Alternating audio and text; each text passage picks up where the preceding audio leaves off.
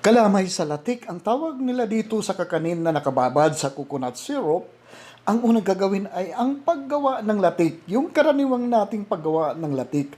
Kapag nag-golden brown na ang latik ay itatabi na natin ang latik at itutuloy ang paggawa ng syrup gamit ang coconut oil nito. Lagyan lang ng tubig at asukal, vanilla essence at saka langka strips. Pakuluin lang hanggang sa maging syrupy ang ating coconut sauce dito.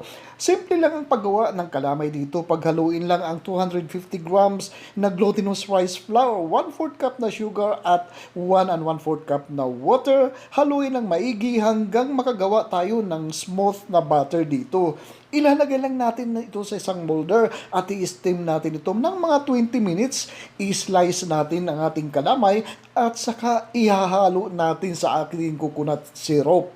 Yun lang po yun, napakadali po.